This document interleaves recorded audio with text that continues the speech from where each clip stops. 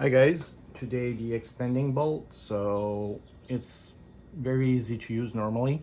So it's just a bolt that you install, and by uh, twisting it, the little things will come up, expand a little bit, and get stuck inside the cement or where you install it. What is very important, it's the marking.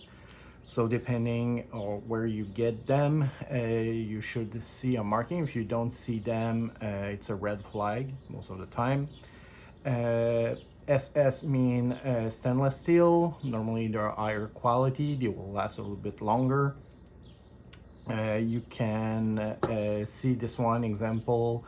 It's for the cement, but an anchor point for the ground. So it's not for rigging or anything. It's normally to hold a lamp post or something.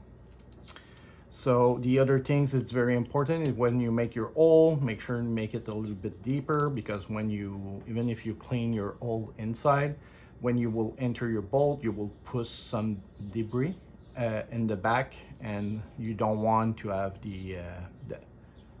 a little bit space in front of your gate. So this can be a problem. The other things that people make as a mistake is they over tight the head. So you need to know the torque level that your screw can take. You can see with internet, manufacturer, or anything to get.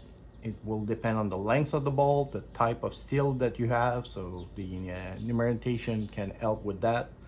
You set up your torque wrench to the appropriate strengths that you need, and you do it.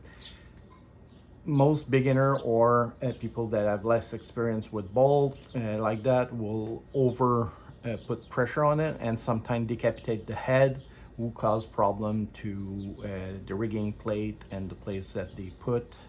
So that's a big things to learn.